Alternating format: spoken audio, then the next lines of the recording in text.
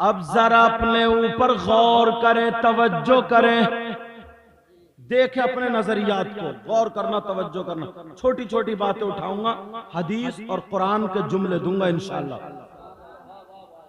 علماء کرام یہاں پر جلوہ گر ہیں، مگر ہر انسان کے پاس دل ہے اور سینہ ہے. اس سینے کے اندر ایک چیز ایسی رکھے گھومتا ہے. اگر صوفیہ یا علم تصوف کے جاننے والے یا چلو ذوق اور شوق رکھنے والے اگر اس کو سنیں اور غور کریں تو وہ اپنا مسئلہ حل کر سکتے ہیں. وہ چیز ہے کیا؟ وہ کون سی شے، کون سی چیز ہے جو نیکیوں کو کھا جاتی ہے، جو نیکیوں کو برباد کر دیتی ہے مگر دکھتی نہیں؟ کہیں کہیں اس کے اثرات ظاہر ہو جاتے ہیں. سمجھ میں آ رہی بات؟ اور شیطان ہر طریقے سے پنجہ مارتا، گھیرتا ہے کہ یہ اچھے راستے پہ کیوں چل رہا ہے، اس کو پکڑو. شیطان لگا پڑا پیچھے. سمجھ میں آ رہی بات؟ وہ کون سی چیز ہے ذرا پیارے سنو، وہ ہے حسد. کیا ہے بولو؟ غرور، تکبر، گھمنڈ، جلن، حسد. یہ ایسی بیماریاں ہیں، حدیث شریف میں اس کا ذکر آتا. نبی فرماتے ہیں حسد کو آقا نے اس طرح کہا ہے. کیا کہا بولا؟ اس طرح. اس طرح کیا ہوتا تھا؟ پہلے ایک ہتھیار ہوتا تھا جس سے بال بنائے جاتے تھے. سمجھ میں آ رہی؟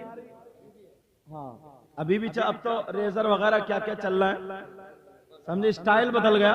پہلے وہ چمڑے سے یا پتھر سے یا ریتی سے اسے تیز کرتے تھے تو پھر سر مونڈتے تھے. خطرناک. نبی نے اس کو اس طرح فرمایا.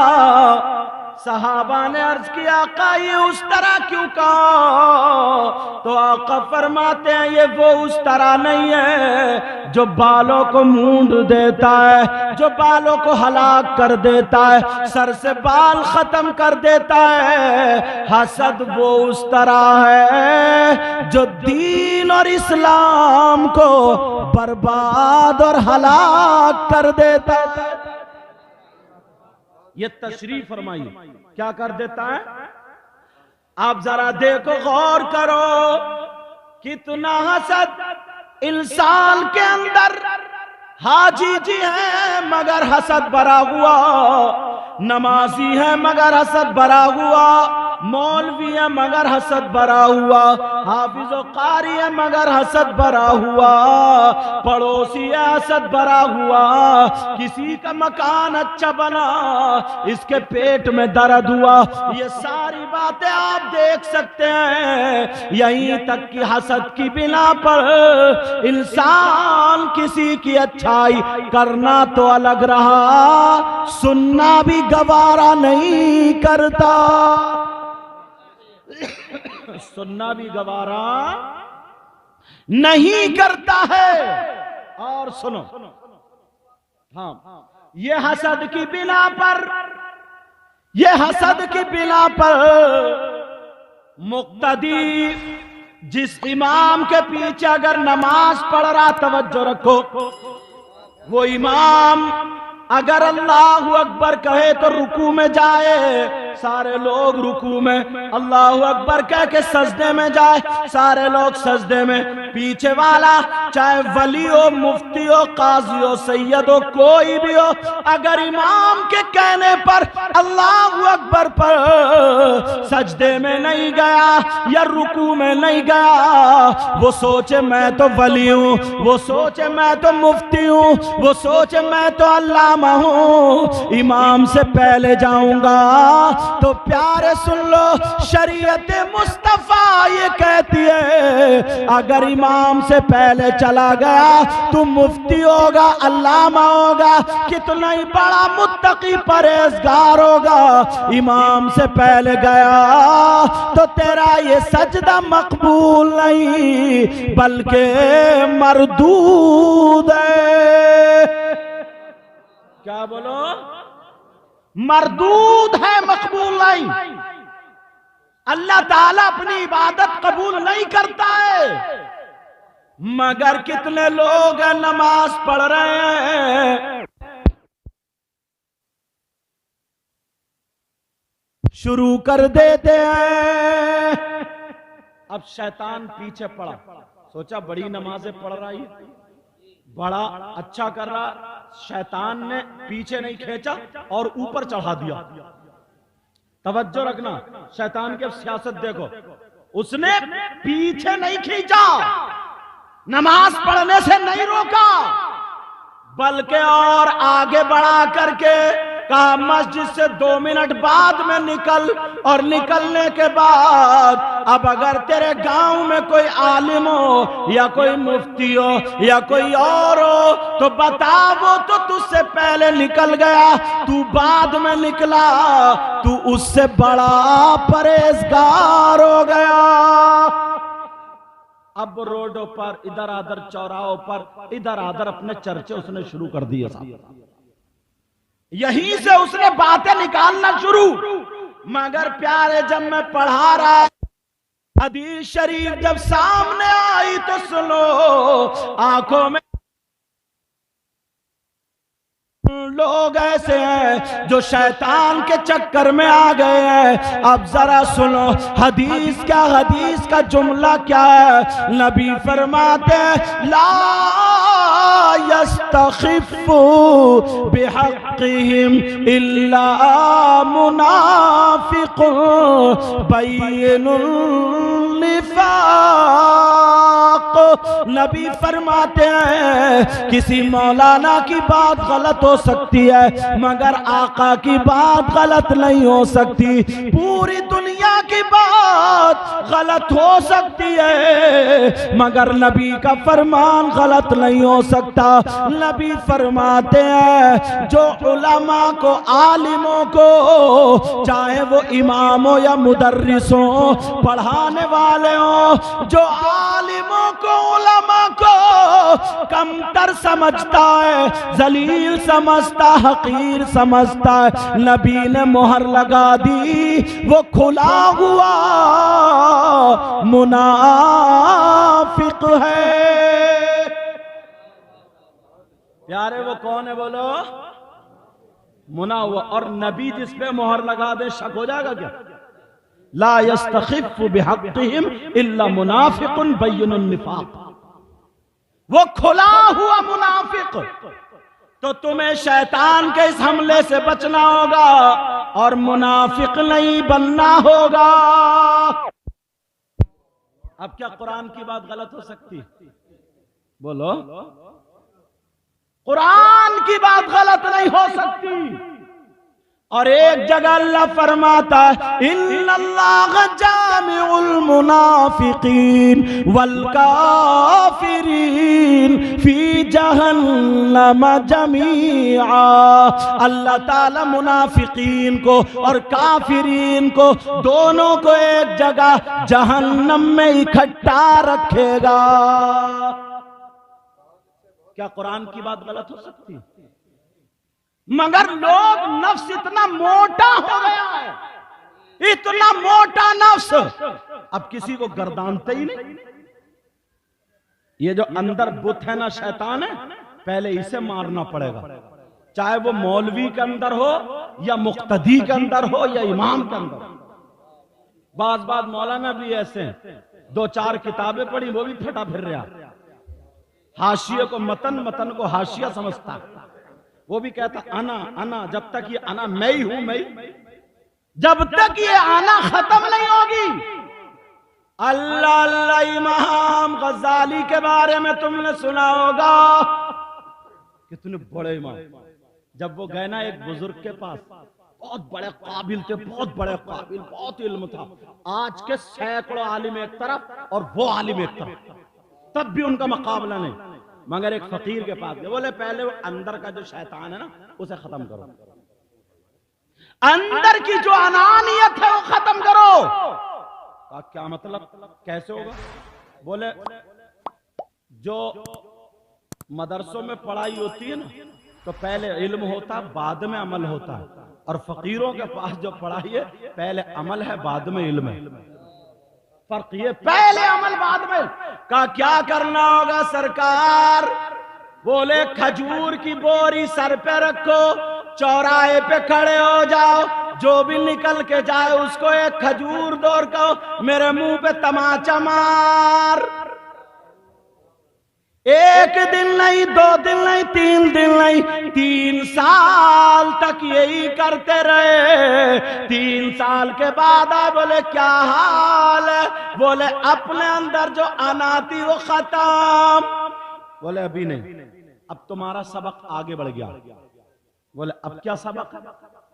بولے اب آپ کا یہ کام ہے کہ مسجد میں نماز پڑھو گے، مگر توجہ سے سننا، مگر نماز پڑھتے ہی دعا نہیں مانگو گے، تو پہلے آ جاؤ گے نماز پڑھتے ہی سب کی جوتیاں ترتیب سے اکٹھی کر کے رکھو گے۔ اتنا بڑا عالم، سب کی جوتیاں ترتیب سے، اگر کسی کی الٹی وغیرہ پڑی ہو ادھر ادھر ہو انہیں سنبھال کے رکھو گے۔ 1 دن نہیں، 2 دن نہیں، 3 سال یہ بھی کیا۔ جب پہچان گئے بولے بیٹا ابھی تمہارا سبق اور آگے آ گیا۔ کہا اب کیا ہے سرکار؟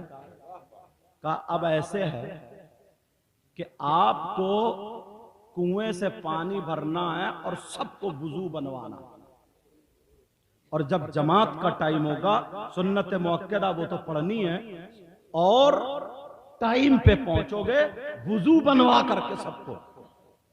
اللہ اللہ یہ بھی 3 سال کیا، 3 سال تک۔ اب آ جاتے ہیں کہ اللہ والے اب امتحان ہوا۔ امتحان کیا ہوا؟ اللہ وضو بنواؤ۔ جب وضو بنایا تو کیچڑ ہو ہی جاتی ہے۔ آج کل تو ٹیلز اور پتھر لگے، اس وقت تو نہیں تھے، مٹی تھی، کیچڑ ہو گئی۔ انہوں نے کیا کیا، اتنی زور سے ایسے کر کے کیچڑ میں پاؤں مارا، ان کے بھی کپڑے خراب اور ان کے بھی کپڑے خراب، اور کپڑوں کو دیکھنے لگے اور کہنے لگے یہ کپڑے خراب ہو گئے، کون دھوگا؟ تو انہیں غصہ آنا چاہیے تھا، پاؤں انہوں نے مارا اور مجھے ہی ڈانٹ رہے۔ یہ کہنا چاہیے تھا غلطی تمہاری، بوڑھے میاں ذرا ہوش میں آؤ، غلطی تمہاری ہے، مگر نہیں کہا سرکار آپ کا پاؤں رکھ گیا، کپڑے میرے بھی آپ کے بھی خراب ہو گئے، کوئی بات نہیں ہے، میں ابھی دھوئے دیتا ہوں، میں ابھی ان کو صاف کیے دیتا ہوں۔ جیسے ہی انہوں نے کپڑے دھوئے، نماز پڑھی اور بلایا، او ابو بکر شبلی ادھر آؤ، تمہارا بچہ پاس ہو گیا، اب ان کے سر پہ امامہ رکھ دو۔ اندر کا شیطان ختم۔ یہ ساری چیزیں پہلے اپنے اندر سے انانیت ختم کرنی ہوگی، مگر انسان توبہ توبہ توبہ توبہ اتنے ظلم پہ اترا پڑا، ایک دوسرے کی بس کاٹ پہ لگا ہوا، کاٹ پہ ٹولیاں بن گئی ہیں، ٹولیاں، جماعتیں بن گئی ہیں، جماعتیں۔ جماعتوں کا مطلب یہی جھگڑے والی اور یہ ساری چیزیں، ایک دوسرے کی مخالفت۔ پہلے اگر کسی کی بیٹی کا رشتہ ہوتا تھا نا تو یہ پتہ نکالتے تھے گاؤں میں کہ اس کا مخالف کون ہے، دشمن کون ہے، تو اس کے گھر پہنچتے تھے رشتے والے، اس کے گھر کہ یہ بتاؤ تمہاری ان سے مخالفت ہے، تم صحیح بتاؤ گے، یہ بتاؤ فلانے کی بیٹی سے ہمارا رشتہ ہو رہا، بتاؤ ہم کر لیں نہ کر لیں، کیسے ہیں وہ لوگ، کیسی ہے لڑکی، کیا بات ہے۔ تو دشمن کے یہ جملے ہوتے تھے، دیکھو میری 1 سال سے بول چال نہیں ہے، یا میں نے انہیں مارا، انہوں نے مجھے مارا، جو بھی مخالفت ہوئی ہے، مگر بیٹی میں کوئی کمی نہیں، بیٹی میں کوئی، یہ دشمن کہتا تھا، دشمن۔ اور آج پڑوس میں آپ پوچھ لیجئے، اور کوئی بھی کمی نہیں ہے، تب بھی کہتا ہوائی اثر تھا، دورے پڑتے تھے، ایسے ہی ہے، کچھ ملے گا ہی نہیں۔ وہ دوست جو ساتھ میں رہنے والا وہ بھی آستین کا سانپ ہو گیا ہے، غداری ہمارے ذہنوں میں آ گئی ہے۔ پیارے جب تک یہ نہیں نکالو گے، پہلے دوست ہوتا تھا اس لیے دوستی کرتے تھے تاکہ مدد مل جائے، نصرت مل جائے، اس کے ساتھ دینے لگے، اس کا دوسرا بھائی ہو جاتا تھا۔ یہ پرانے لوگ ہیں، ان سے پوچھو، دوست اگر ہوتا تھا نا تو دوست کی بہن کی اگر شادی ہوتی تھی تو دوست کی بہن اپنے بھائی کے دوست کو ایسا سمجھتی تھی جیسے سگا بھائی، اور یہ بھی اگر بھات دینے کا تو بھات دے رہا، گھر پہ اگر کھانے جا رہا تو جیسے بہن کو بھانجیوں کو پیسے دینا، ایسے یہ بھی پورے رویے اختیار کرتا تھا۔ ساری کی ساری چیزیں ایسے ہی، مگر آج میری بہنیں بیٹھی ہیں، سن لینا یہ جملہ، آج یہ دوست نہیں ہے، شیطانیت پہ اترا ہوا ہے، آستین کا سانپ ہے۔ اگر یہ دوستی کر رہا ہے، سن لو جملہ کر رہا ہے، تھوڑی برداشت کرنی پڑے گی، اگر یہ دوستی کر رہا ہے، یہ ظالم ہے، یا تو اس کی بیٹی کی چکر میں کر رہا ہے، یا بیوی کے چکر میں، یا بہن کے چکر میں، اسے کوئی نہ کوئی لالچ ہے، یہ لالچی ہے، غدار ہے۔ یہ دوست کیسا دوست ہے جو دوست کی بہن پہ غلط نظر ڈالتا ہے۔ نعرہ تکبیر، نعرہ رسالت، مسلک اعلی حضرت حضور سید مقیم الرحمن صاحب قبلہ، علماء اہل سنت، کیا بات ہے حضرت۔ آج نیتیں بدل گئی، اندر گندگی بھر لی ہے، پہلے سنبھالو یہ وہ چیزیں جو خود کر سکتے ہو، پہلے سنبھالو، کتابیں پڑھو، آتا ہے سنو کہ پڑوسی کا پڑوسی پہ حق ہوتا ہے، سنا ہوگا تم نے۔ آج بچے کیا کرتے ہیں، عصر کے بعد چھت پہ چڑھتا دیکھیں پڑوس میں کتنی بیٹیاں کتنی بچی، شرم نہیں آتی۔ آج چھتوں پہ ٹہل رہا ہے، اور لڑکے ہی نہیں، لڑکیوں نے بھی جلدی کھانا بنایا، چھتوں پہ جا کے ٹہل رہی ہے، گھوم رہی ہے، اور اس باپ کو کوئی پرواہ نہیں ہے، کوئی غیرت نہیں ہے، کوئی بھی شرم و حیا نہیں ہے، پتہ ہی نہیں ہے کہ میری بیٹی جوان ہو گئی ہے، 18-20 سال کی ہو گئی ہے، کوئی اس ماں کو پتہ نہیں ہے، زینے کی آڑ میں کھڑے ہو کر کے آدھا گھنٹہ موبائل پہ باتیں کر رہی ہے۔ اس ماں کو پتہ ہے، اس باپ کو پتہ ہے، اگر باپ کو معلوم نہیں ہے تو ماں کو پتہ ہے۔ کیا یہ ماں اندھی ہو گئی ہے؟ کیا یہ ماں پاگل ہو گئی ہے؟ کیا یہ ماں، اس کے اندر دماغ نہیں ہے؟ کون سا رشتہ دار ہے اس کا جو اٹھلا کر کے، کپڑے ہلا کر کے، جو ادھر آدھر چل کے آدھے گھنٹے بات کر رہی ہے؟ اس ماں کو پتہ نہیں ہے، ہوش نہیں ہے اسے؟ سب پتہ ہے اس ماں کو۔ یہ ماں سدھار سکتی ہے، مگر ماں کیا سدھارے گی؟ جیسے تیری دال بھات ویسے میری فاتحہ۔ یہ حالات ہو گئے۔